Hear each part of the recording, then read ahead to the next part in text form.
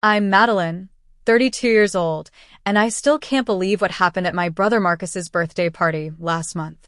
The penthouse I'd worked so hard for as a software engineer became the center of a family storm I never saw coming.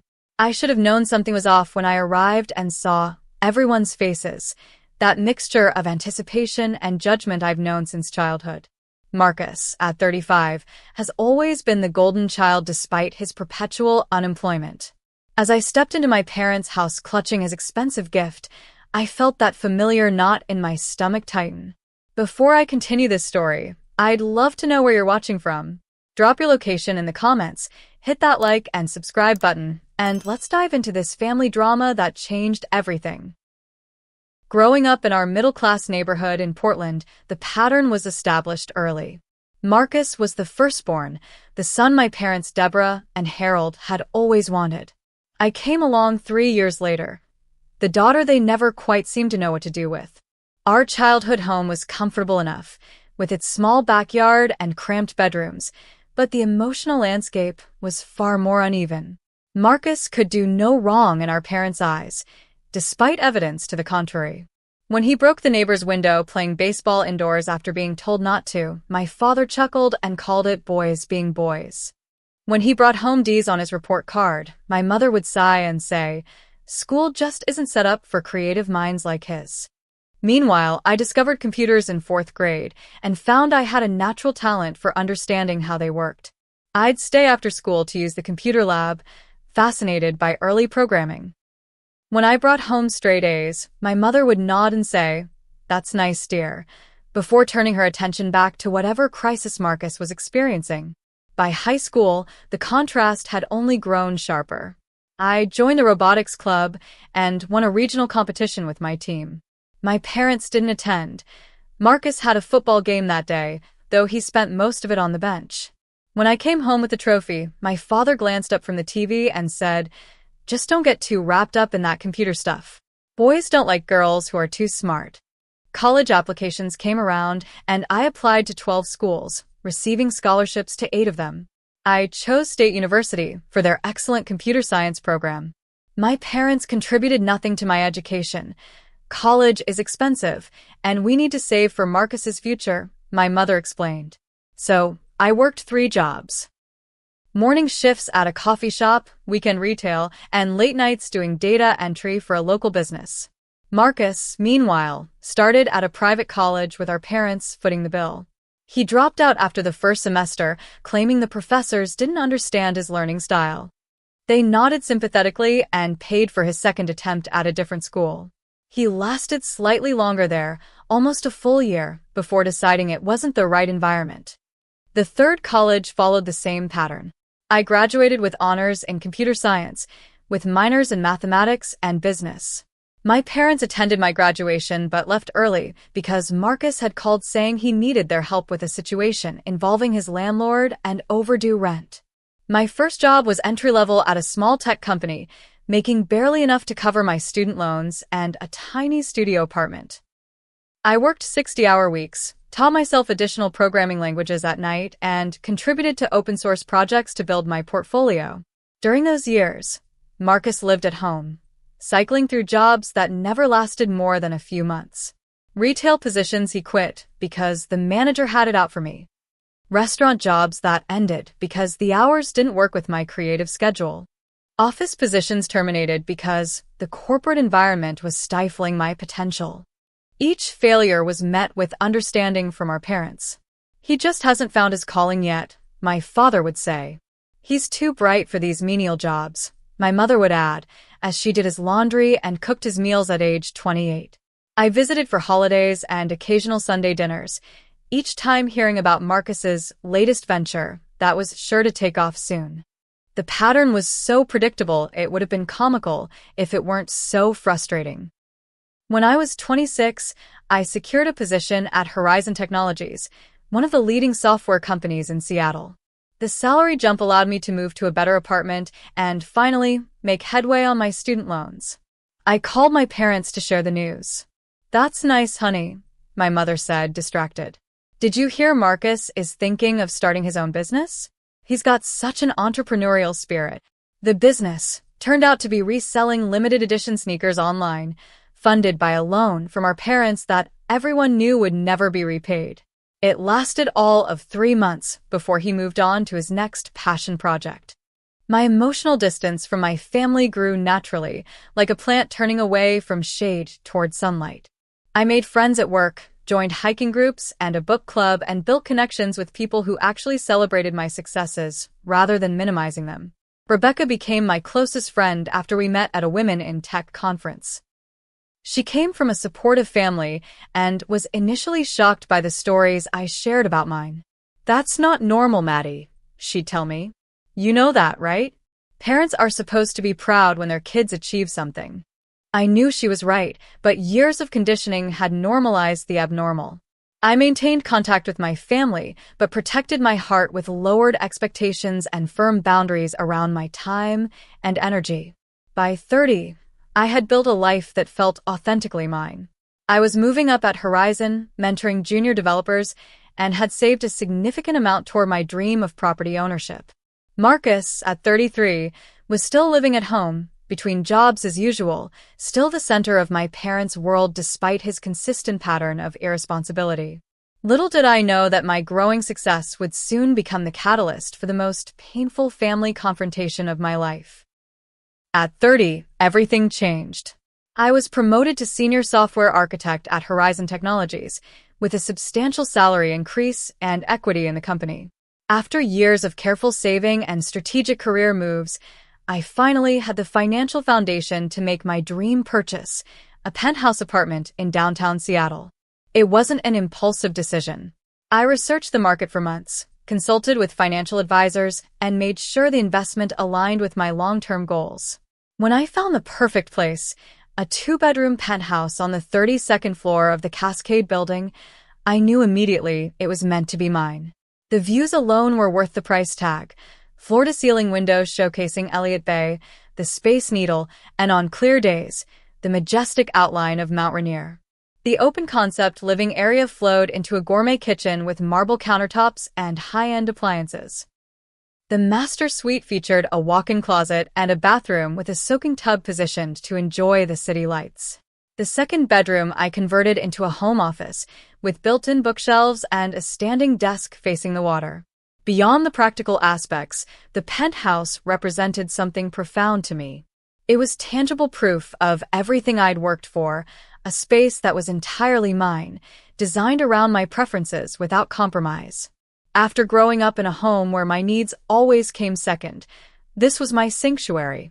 The building amenities added another layer of luxury, a rooftop garden with grilling stations, a state-of-the-art fitness center, 24-hour concierge service, and a residence lounge perfect for the occasional work-from-home day when I wanted a change of scenery.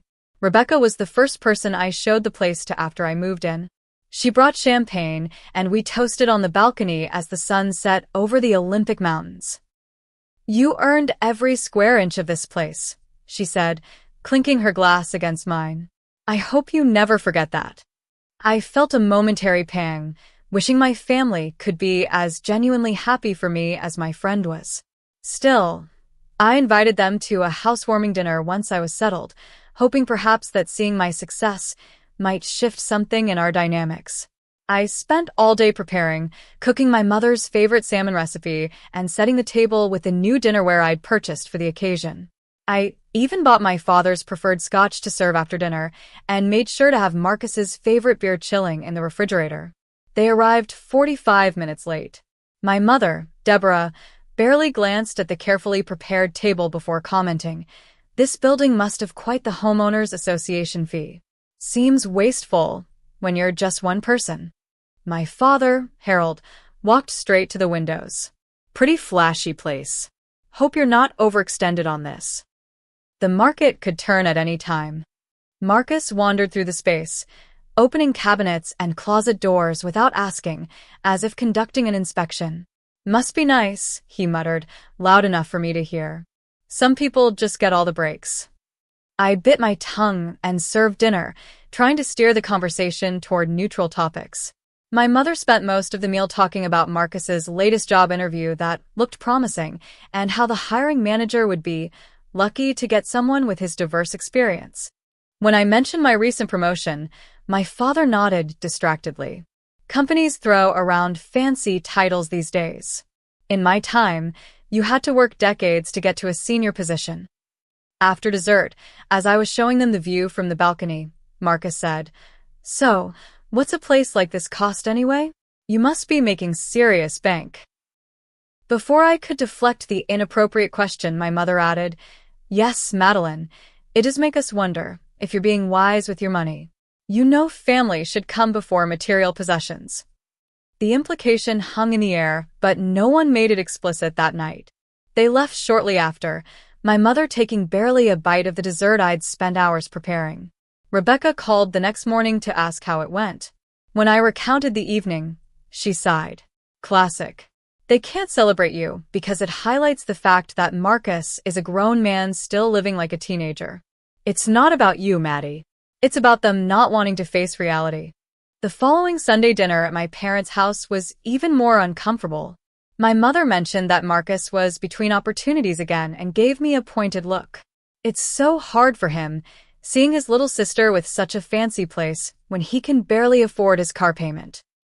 My father added, "Family is supposed to look out for each other, Madeline. Remember that." These comments escalated over the following months. Each family gathering featured some new variation on the theme that my success was somehow an insult to Marcus, and that I owed it to the family to share my blessings. At Thanksgiving, my Aunt Judith asked in front of everyone, "Wouldn't you be lonely in that big penthouse all by yourself, Madeline? I'm sure Marcus would appreciate having a nice place to stay while he's figuring things out." At Christmas, my Uncle Thomas cornered me in the kitchen. "You know, your brother really needs a break. A man needs his own space to feel respected.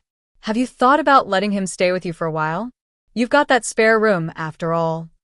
I deflected these suggestions as diplomatically as possible, but the pressure was building. Meanwhile, Marcus became increasingly entitled, making comments about checking out my view or testing that fancy shower whenever the penthouse was mentioned. The situation reached a breaking point when I hosted a small dinner party for colleagues and invited Rebecca. My parents called that afternoon asking if they could stop by to drop something off. Against my better judgment, I agreed. They arrived with Marcus in tow, clearly intending to stay. My mother immediately began critiquing my appetizer arrangement in front of my boss and coworkers, while Marcus helped himself to the wine I'd carefully selected for the evening. "My sister likes to play hostess in her fancy apartment," he announced to Emma, one of my colleagues, "but she forgets where she came from." I managed to get through the evening without causing a scene, but once everyone left, I confronted them. That was completely inappropriate. You can't just show up uninvited to an event I'm hosting for work. My mother looked wounded. "We're family, Madeline. Family doesn't need invitations. Besides," Marcus added with a smirk, "it's not like you don't have the space." I realized then that the boundary violations would continue unless I took a firm stand. I began declining Sunday dinners more frequently, citing work commitments. I stopped sharing details about my life during our phone calls. I created distance to protect my hard-earned peace.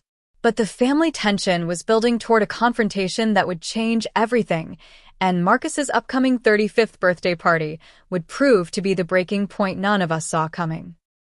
3 weeks before Marcus's birthday, he lost his job again. This time it was a position at his friend's father's insurance company, a job practically handed to him on a silver platter. He lasted all of 2 months before being let go for inconsistent performance and attendance issues, though my parents insisted it was because the manager was threatened by Marcus's natural leadership qualities. The day after he was fired, my mother called me. "Madeline, your brother is going through a rough patch again," she began, her voice carrying that familiar note of expectation. "I'm sorry to hear that," I replied, already knowing where this was heading. "Well, he has that car payment coming up, and with his birthday next month, I was wondering if you could help out, just until he finds something new. You know how hard the job market is these days." I'd heard this exact speech so many times, I could have recited it with her. Against my better judgment, I sent Marcus $300 for his car payment, telling myself it was a one-time thing. 3 days later, my father called. Your brother's rent is due, and you know how these landlords can be. No compassion for a temporary setback. Could you spot him just this once? Another $1,200 transferred from my account to Marcus's. I told myself it was the last time. But the requests kept coming. Grocery money, utilities, a new suit for interviews. Each request framed as temporary, essential, and my familial duty. By the time Marcus's birthday approached, I'd given him nearly $3,000 in loans that we all knew would never be repaid. During a lunch break at work, I confided in my colleague Emma about the situation. It's like I'm being punished for being responsible, I told her as we sat in the company cafeteria. The more I achieve, the more they expect me to compensate for Marcus's failures. Emma, who came from a large family with healthy dynamics, shook her head. You need to set boundaries, Maddie. Clear, firm boundaries. Otherwise, this pattern will continue until you have nothing left to give. But they're family, I said, repeating the refrain that had been programmed into me since childhood. Family supports each other's growth, Emma replied. They don't sabotage it. What they're doing isn't love, it's enabling your brother and exploiting you. I knew she was right, but years of conditioning made the prospect of confrontation terrifying. Still, I resolved to begin setting limits after Marcus's birthday had passed. No need to create drama during a family celebration, I reasoned. The weekend before the party, I went shopping for Marcus's gift. Despite my frustration, some part of me still hoped that a thoughtful present might somehow bridge the growing chasm between us. I selected an expensive watch, far more than I should have spent given the recent loans, but I wanted to make a gesture that couldn't be criticized. That evening, my phone buzzed continuously with messages from various family members. From my mother, don't forget Marcus's favorite chocolate cake. And wear something nice, your Aunt Judith is coming from Portland. From my father, make sure you're on time for once. This is important to your mother. From my cousin Stephanie, looking forward to seeing you at the party. We need to catch up. From my Uncle Thomas, will be good to see the whole family together. We miss you at Sunday dinners. The subtext was clear, attendance was mandatory, and my absence had been noted and discussed. The family system was exerting its pull, trying to bring the wayward member back into the fold. The morning of the party, I woke with a knot of anxiety in my stomach. I spent extra time getting ready, choosing a conservative blue dress that wouldn't invite comments about showing off or dressing fancy. I styled my hair in a simple way, applied minimal makeup, and deliberately left most of my jewelry at home. These calculations, this careful curation of my appearance to minimize criticism, spoke volumes about the unhealthy dynamics I was navigating. As I wrapped Marcus's gift in silver paper, I rehearsed neutral responses to the inevitable questions about my job, my penthouse, my love life. The drive to my parents' suburban home took 40 minutes. With each mile, I felt myself regressing, the confident professional replaced by the perpetual second-best child seeking approval that never came. I parked between my uncle's SUV and my cousin's sedan, taking a moment to center myself before heading inside. The house was already full when I arrived. Aunts, uncles, cousins, and my parents' friends all gathered to celebrate Marcus. Balloons decorated the living room, and a happy 35th birthday banner hung across the dining room entrance. My mother intercepted me at the door. Finally, you're here, she said, though I was precisely on time. Put your gift on the table with the others. Marcus is in the backyard with your father and Uncle Thomas. I made my way through the house, exchanging greetings with relatives I hadn't seen in months. Most were polite but distant, as if unsure how to relate to me now that I'd broken the unspoken family rules by becoming too successful. Aunt Judith caught my arm as I passed. That penthouse still treating you well? She asked, her tone suggesting I was somehow betraying my upbringing by living there. It's perfect for me, I replied simply, disengaging before she could press further. In the kitchen, I overheard my mother's friend Patricia saying, "Think she's better than the rest of us now with her fancy job and expensive apartment. Meanwhile, poor Marcus can't catch a break."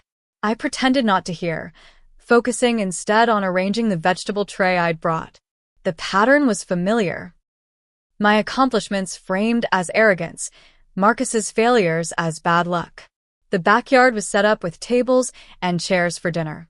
Marcus stood with a beer in hand, holding court with our father, uncle, and 2 male cousins. He acknowledged my arrival with a brief nod before continuing his story about how his former boss couldn't handle someone with real ideas. As I took a seat at the periphery of the gathering, I couldn't help but marvel at the parallel realities we inhabited. In Marcus's version, eagerly reinforced by our parents, he was a misunderstood genius repeatedly victimized by circumstances and jealous authority figures. In the version supported by objective evidence, he was a chronically underperforming adult enabled by parents who couldn't bear to see him face consequences. Little did I know that in just a few hours, these competing narratives would collide in a way that would permanently alter our family landscape. The birthday cake, the presents, the seemingly normal family dinner. All of it was prelude to a confrontation that had been brewing for years. Dinner was served at 6, with everyone gathered around the extended dining table and the folding tables set up to accommodate the overflow. My mother had prepared all of Marcus's favorites: roast beef, garlic mashed potatoes, green bean casserole, and rolls from the bakery down the street. I was seated between cousin Stephanie and my father's coworker Jim, safely distant from Marcus, at the head of the table. The conversation flowed around me, largely focused on Marcus's recent bad luck with employment. The problem with companies today is they don't recognize real talent, my father announced, carving another slice of roast beef for Marcus. They want conformists, not innovators. Exactly, Marcus agreed, already on his 4th beer. That insurance job was soul-crushing anyway. I've got bigger plans. What sort of plans? I asked, genuinely curious if he had developed any realistic goals. The table fell momentarily silent, as if my question itself was an act of aggression. Marcus recovered quickly. I'm exploring several opportunities, he said vaguely. High-level stuff. My mother jumped in. Marcus has always had an entrepreneurial spirit. He just needs the right platform to showcase his abilities. I nodded and returned to my meal, the familiar script playing out exactly as expected. No one asked about my work or life. My role at these gatherings was audience, not participant. After dinner came cake, the chocolate mousse from Marcus's favorite bakery that cost my mother nearly $100, and then presents. Marcus opened each gift with the entitlement of someone who expected nothing less, offering perfunctory thanks before moving to the next box. When he opened my gift, the expensive watch I'd chosen carefully based on a style he'd once admired, he barely glanced at it before setting it aside with a brief, "Thanks, sis." My mother, noticing his tepid response, quickly added, "Isn't that thoughtful of your sister, Marcus? She knows how much you appreciate quality timepieces." The gift opening concluded, and I thought the evening was winding down. I was already calculating when I could politely leave without comment when my father stood and tapped his glass with a spoon. "If I could have everyone's attention," he said, his voice carrying across the now quiet room. "We have something important to discuss as a family." A chill ran through me. Something in his tone set off warning bells. "As you all know, Marcus has had some setbacks recently," my father continued. "Despite his talents and abilities, he's struggling to find his footing in today's competitive job market." Murmurs of sympathy circulated through the room.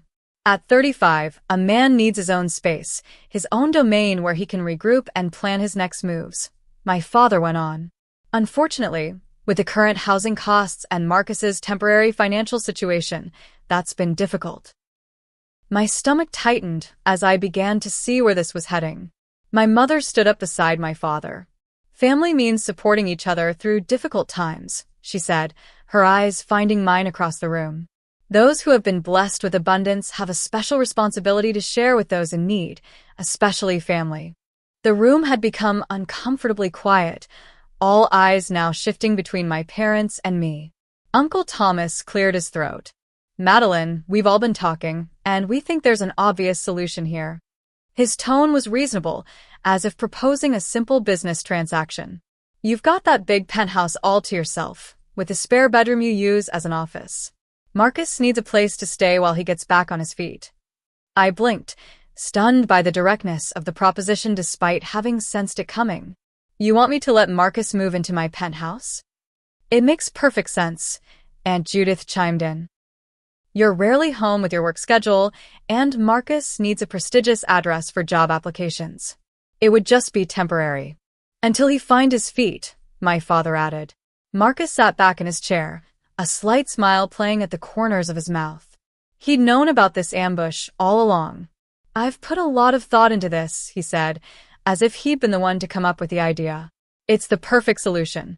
I'd take good care of the place, and you'd barely notice me there." I took a deep breath, trying to process what was happening. "My penthouse is my home," I said carefully. "I worked very hard for it.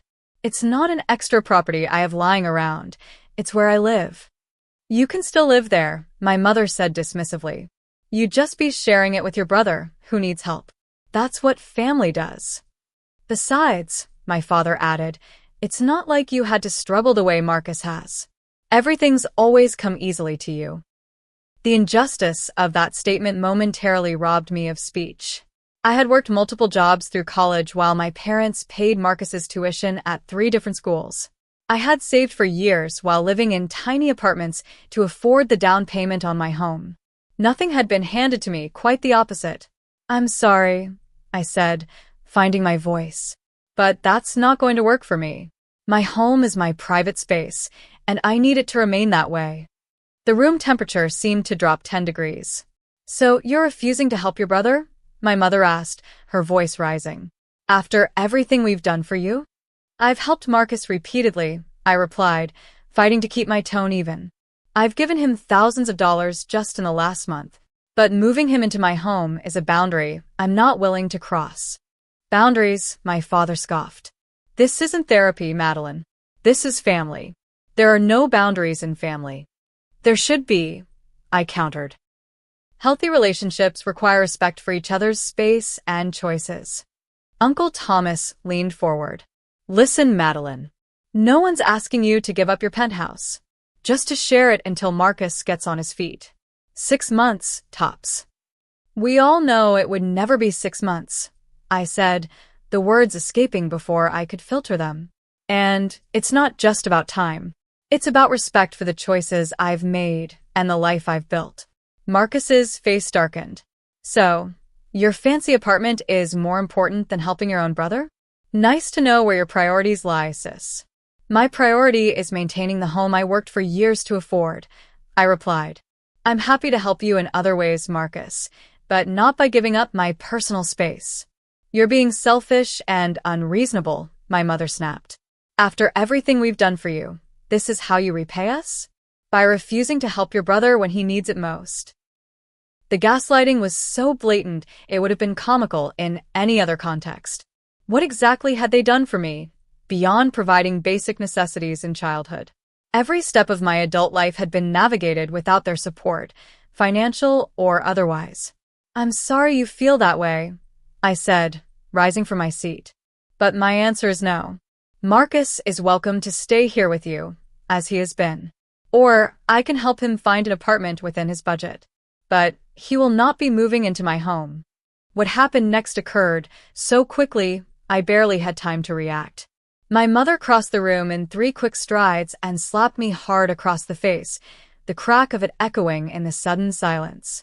"Ungrateful, selfish girl," she hissed, her face contorted with rage. "After everything we've done for you."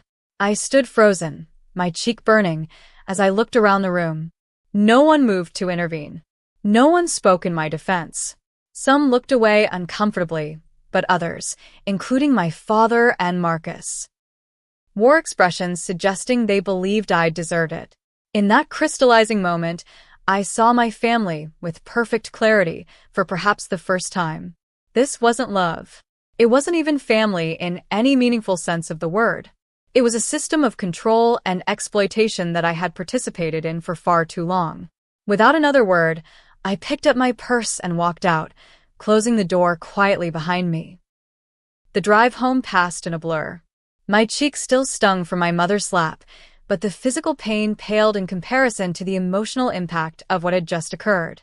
I had been publicly humiliated, assaulted, and abandoned by every family member present, all because I refused to surrender my home to a 35-year-old man who had never taken responsibility for himself. As I pulled into my building's garage, the tears I'd been holding back finally broke free. I sat in my car, sobbing uncontrollably, grateful for the privacy of the underground parking level. The security guard, Carl, noticed me as he made his rounds and approached with concern. "Ms. Williams? Are you all right?" he asked, keeping a respectful distance. I quickly wiped my eyes. I'm fine, Carl. Just a difficult family situation. Thank you for checking. No problem. Let me know if you need anything, he replied kindly before continuing his patrol. Inside my penthouse, my sanctuary that my family had tried to claim, I collapsed on the sofa, the beautiful nighttime view of Seattle a stark contrast to the ugliness I'd just experienced. I called Rebecca, needing to process what had happened with someone who actually cared about my well-being. "Maddie?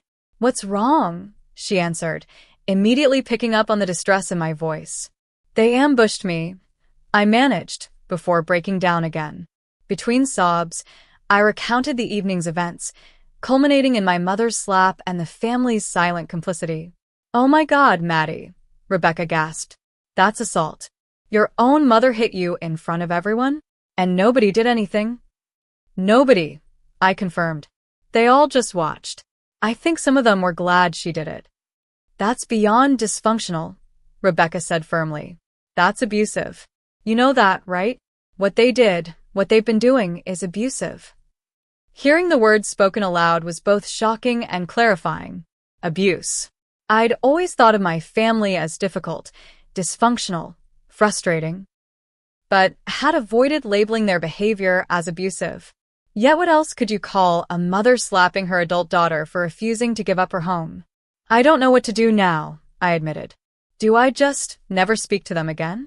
"You don't have to make any permanent decisions tonight," Rebecca said gently.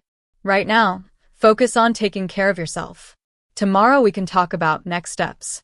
Do you want me to come over?" "No, it's late. I'll be okay. I just needed to tell someone who wouldn't think I deserved it."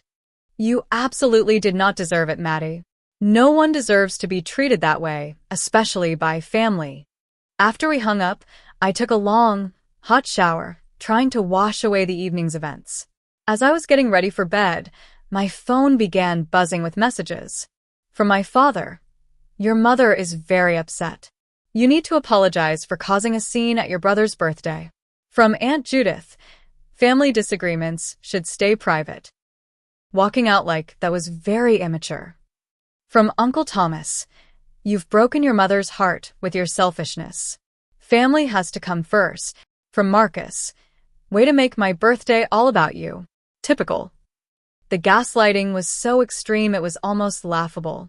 I had been ambushed, publicly pressured, and physically assaulted, yet somehow I was the villain for walking away. I silenced my phone and tried to sleep, though rest proved elusive. The next morning, I called in sick to work for the first time in 3 years. My boss, understanding that I never took time off without good reason, told me to take care of myself and keep her updated. I spent the day alternating between periods of cathartic crying and moments of startling clarity about my family dynamics. By afternoon, the messages had escalated. From my mother. "I raised you better than this. After everything I've sacrificed for you, this is how you repay me? By breaking my heart and abandoning your brother in his time of need." From my father. "Your mother hasn't stopped crying. Is your precious pet seeing you? Should I send them up?" My heart raced. "Absolutely not. I don't want to see them. Please ask them to leave." "Of course. Would you like me to call security if they refuse?" "Yes, please. And Carl, could you make a note that they're not to be allowed up under any circumstances?" "Already done, Ms. Williams. Don't worry." I watched through my peephole 20 minutes later as Carl escorted my parents back to the elevator, my father's face red with anger, my mother dabbing at theatrical tears with a tissue. The boundary violation was breathtaking, showing up unannounced at my home after what had happened, expecting to be welcomed. The next day, I returned to work, needing the normalcy of my professional environment. Around lunchtime, Emma texted me, "Your brother is in the lobby asking for you. Security wants to know if they should let him up." My hands shook as I replied, "Absolutely not. I don't want to see him." 5 minutes later, Emma appeared at my office door. "He's making a scene downstairs, saying it's a family emergency. Security's handling it, but I thought you should know." I called building security and authorized them to escort Marcus from the premises and ban him from returning. The humiliation of having my family drama spill into my workplace was excruciating. That evening, I discovered Marcus had posted on social media, "Some people forget where they came from once they get a little success. Sad when your own sister values material possessions over family. #family first, #disappointed." The post had comments from various relatives and family friends, all expressing sympathy for poor Marcus and disappointment in me. The public shaming was clearly intended to pressure me into compliance through embarrassment. Instead, it hardened my resolve. I blocked Marcus on all platforms, then did the same with every family member who had commented in support of his post. The relief was immediate, like closing windows during a storm. The next escalation came in the form of a certified letter from a law firm I'd never heard of, claiming I had made legally binding verbal commitments to provide housing for Marcus. The letter demanded I honor these commitments immediately, or face legal action. I almost laughed out loud at the absurdity. I had made no such commitments, verbal or otherwise. Still, the implied threat was clear: submit to family demands or face continued harassment. It was time to take more decisive action to protect myself. My family had shown they would not respect my boundaries voluntarily. I would need to enforce them with whatever means necessary. The morning after receiving the ridiculous legal threat, I called Dr. Mitchell, a therapist I'd seen briefly a few years earlier for work-related stress. She fit me in that afternoon, and I arrived at her comfortable office clutching the threatening letter like evidence at a trial. "I'm not sure if you remember me," I began. "Of course I do, Madeline," she replied warmly. "What brings you back after all this time?" I handed her the letter and gave her a condensed version of recent events, from the increasing pressure about my penthouse to the birthday party ambush and its aftermath. Dr. Mitchell read the letter carefully, her expression growing more concerned. When she looked up, her eyes were compassionate but direct. "This is textbook emotional abuse and manipulation," she said without hesitation. "The physical assault, and yes, your mother slapping you is assault, takes it to another level entirely." "I keep thinking I must be overreacting," I admitted. "They're my family. Shouldn't I be more understanding of their concerns?" "What you're experiencing is the result of lifelong conditioning," Dr. Mitchell explained. "You've been programmed to put your family's wants, particularly your brother's, above your own legitimate needs. That's not normal or healthy family behavior." Over the next hour, we dissected patterns I'd normalized for decades: the golden child/scapegoat dynamic between Marcus and me, the parentification that made me responsible for my brother's well-being, the emotional manipulation tactics my parent employed. "What you're describing isn't just dysfunctional, it's a textbook case of narcissistic family system," Dr. Mitchell explained.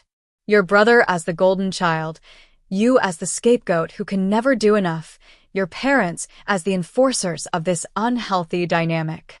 Something clicked into place, hearing her professional assessment. This wasn't just my perception or oversensitivity. These were recognized patterns of dysfunction that had names and treatment approaches. "So, what do I do now?" I asked. "First, recognize that you cannot change them," she said firmly. "Your parents and brother have benefited from this dynamic for decades. They have no motivation to change it. And second, protect yourself. Set clear boundaries and enforce them consistently. Consider a period of no contact to give yourself space to heal and gain perspective." As I left her office, I felt lighter than I had in days. The validation from a professional that I wasn't crazy or selfish was profoundly healing. That evening, I began researching family dynamics and narcissistic family systems. The literature described my experience with such accuracy it was unsettling, like reading a case study about my own life. I found online support groups for adult children of narcissistic parents and spent hours reading stories disturbingly similar to mine. The next day, I contacted a security consultant recommended by my company and had additional measures installed at my penthouse: a doorbell camera, enhanced locks, and a security protocol with my building's front desk. I wasn't taking any chances after Marcus's attempt to enter my workplace. I also consulted Jessica, a lawyer friend, about the threatening letter. "This is laughable," she said after reviewing it. "There's no legal basis whatsoever. It's a scare tactic, nothing more." "Should I respond?" I asked. "Actually, yes," Jessica said. "I'll draft a cease and desist letter, making it clear that any further harassment, legal threats, showing up at your home or workplace, public defamation on social media, will result in you pursuing legal remedies, including a restraining order, if necessary." The formal response felt empowering. I was no longer simply reacting to their attacks, but taking proactive steps to protect myself. A few days later, I received a text from my cousin Stephanie. "Can we talk? Not everyone in the family agrees with what happened." We met at a coffee shop far from my apartment and workplace. Stephanie had always been somewhat of an outsider in the family herself, the artistic one who chose theater over the business career her parents had planned for her. "What happened at the party was wrong," she said immediately. "I should have said something, and I'm sorry I didn't." "Thank you," I said, genuinely moved by her acknowledgement. "It means a lot to hear that." "I've been where you are," she continued. "When I chose theater school instead of business college, my parents cut me off financially. Your mom, my Aunt Deborah, told them they were right to do it, that I needed to learn my lesson. But Uncle Harold secretly sent me money for books and supplies. My dad did that." I was stunned. My father had always seemed completely aligned with my mother's treatment of me. "He's more complex than he appears," Stephanie said. "But he's weak. He won't stand up to your mother or admit Marcus needs real help, not enabling." Our conversation continued for hours as we shared experiences of being family outcasts. Stephanie had eventually established boundaries with her parents and now had a relationship with them that, while not perfect, was at least manageable. Distance helped, she advised. I moved to Portland, limited contact to scheduled calls and visits, and refused to discuss certain topics. It was hard at first, but now they mostly respect my boundaries. Back at home, I felt less alone knowing at least one family member understood and supported me. That small validation gave me strength for what I needed to do next. Over the following weeks, I systematically gathered evidence of my journey versus Marcus's. I created a timeline documenting my education, paid for entirely by me, my career progression, my financial milestones, and my consistent self-sufficiency. Alongside it, I documented Marcus's history of dropped college courses, paid by our parents, failed jobs, loans never repaid, and continued dependence. I wasn't creating this record to shame him, but to have concrete evidence against the gaslighting narrative that I had somehow had it easy while Marcus struggled through no fault of his own. During this time, Marcus attempted to enter my building twice more. The second time, he told the concierge he was my brother and had left his key upstairs. Thanks to my new security protocols, he was turned away and warned that police would be called if he returned. The cease and desist letter from my lawyer had an impact. The social media campaign against me quieted, and no more legal threats arrived. Still, I received occasional texts from relatives asking why I was tearing the family apart or urging me to be the bigger person. These messages no longer rattled me as they once would have. With Dr. Mitchell's help, I had developed tools to recognize manipulation tactics and respond appropriately, which sometimes meant not responding at all. 6 weeks after the birthday party incident, I felt strong enough to take the final step in reclaiming my power. I arranged a meeting with my parents and Marcus at a neutral location, a private room at a restaurant downtown, with the reassurance that security was nearby if needed. The stage was set for a confrontation that would either begin a healing process or finalize our estrangement. Either way, I was prepared to face my family on my terms, with truth as my shield and boundaries as my armor. I arrived at the restaurant 20 minutes early, needing time to center myself before the confrontation. The private dining room I'd reserved offered both privacy and safety. My lawyer Jessica had suggested a public venue with staff nearby, just in case emotions escalated again. I'd prepared meticulously for this meeting, bringing copies of the documentation I'd compiled and rehearsing what I wanted to say with Dr. Mitchell. Most importantly, I'd clarified my boundaries and the consequences for violating them. My parents arrived exactly on time. My mother's expression a practiced mask of wounded dignity, my father looking uncomfortable but resolute. Marcus arrived 10 minutes late, making an entrance, as if his tardiness was a power move rather than simple disrespect. "Thank you for coming," I began, once a server had brought water and left us alone. "I wanted to meet in person to clarify some things about our relationship going forward." "Going forward?" my mother interrupted. "Perhaps you should start with an apology for walking out on your brother's birthday and ignoring our calls for weeks." I took a deep breath, refusing to be derailed. What happened at Marcus's birthday party was unacceptable. You ambushed me with unreasonable demands, and when I refused, you physically assaulted me, Mom. No one intervened or checked if I was okay afterward. "It was just a slap," Marcus said dismissively. "Don't be so dramatic. If a stranger had slapped me, it would be assault. Being family doesn't make it acceptable," I replied calmly. "But today isn't about rehashing what happened. It's about establishing clear boundaries for the future." I opened my folder and placed 3 copies of a document on the table. This is a timeline I've created documenting my journey from college to present day.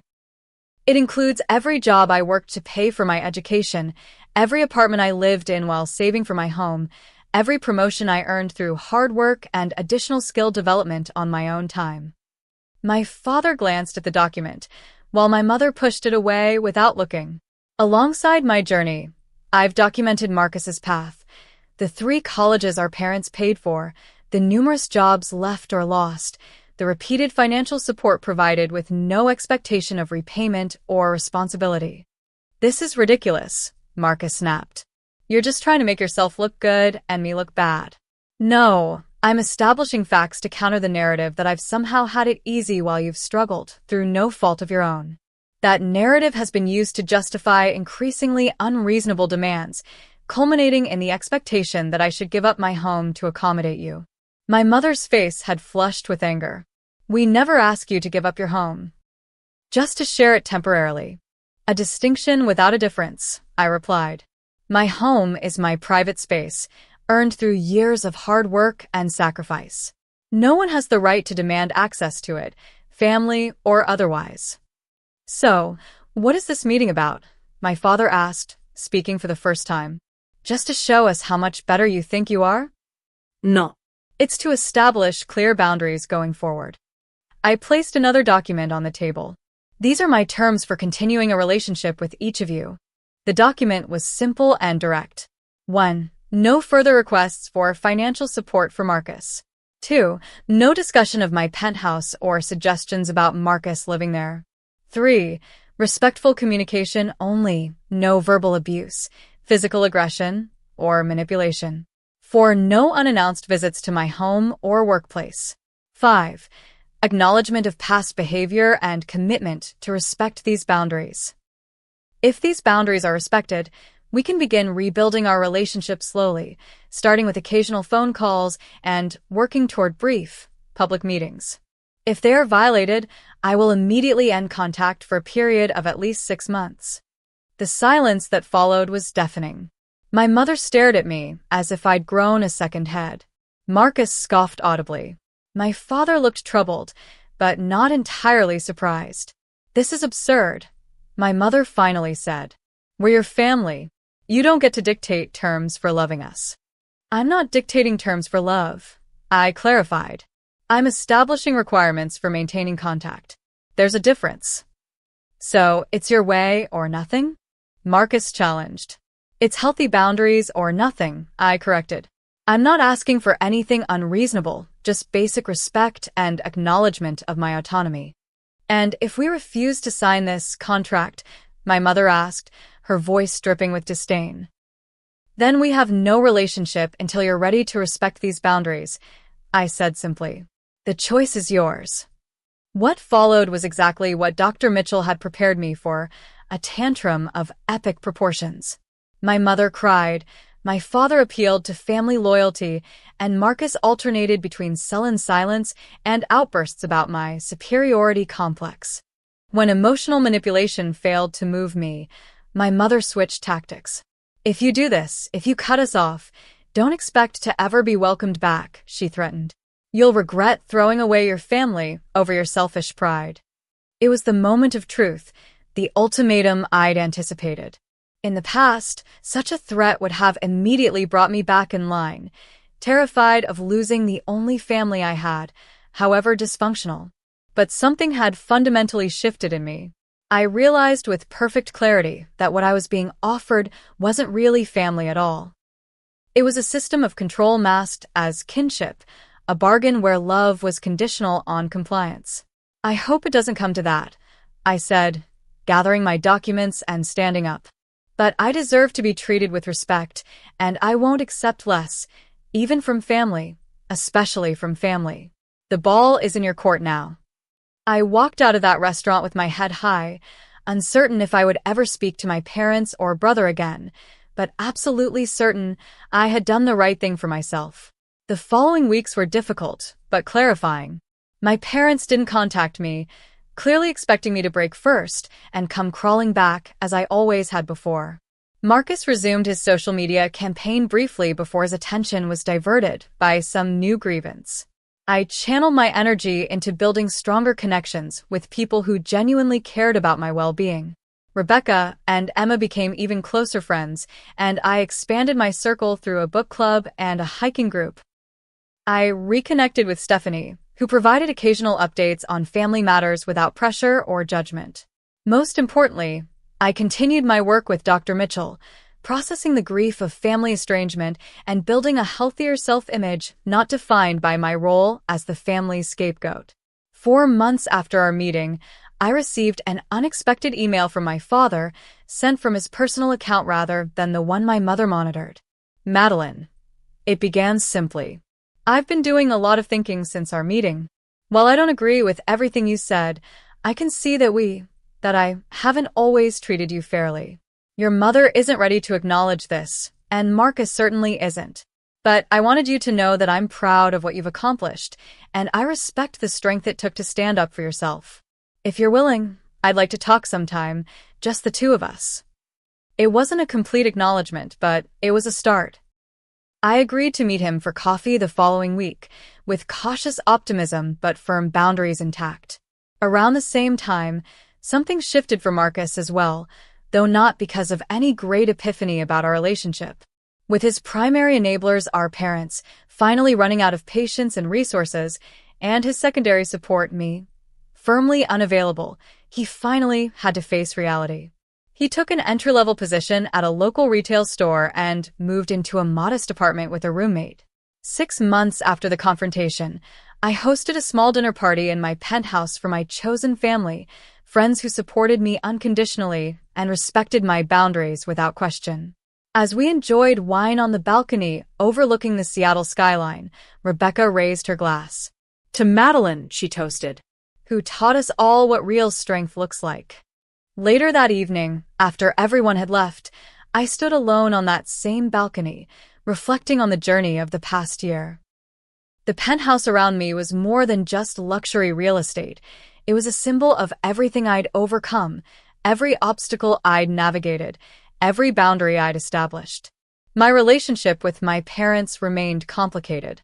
My father and I were rebuilding slowly, on new and healthier terms. My mother had made a few tentative overtures, though still without acknowledging her behavior. Marcus and I remained estranged, which brought both sadness and relief. But for the first time in my life, I felt completely at peace with who I was. I had learned that true family isn't defined by blood or obligation, but by mutual respect, support, and love that doesn't come with conditions. I had discovered that sometimes the most loving thing you can do for yourself and others is to stand firm in your truth and require that your boundaries be respected.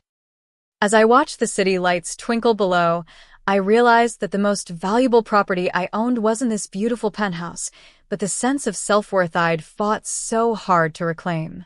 Have you ever had to set difficult boundaries with family members? How did you handle the situation, and what did you learn from the experience? I'd love to hear your stories in the comments below. If this story resonated with you, please give it a like and subscribe to hear more stories like this one. And if you know someone who might need to hear this message about setting healthy boundaries, please share this video with them. Thank you for listening to my journey, and remember that you deserve respect and love without conditions.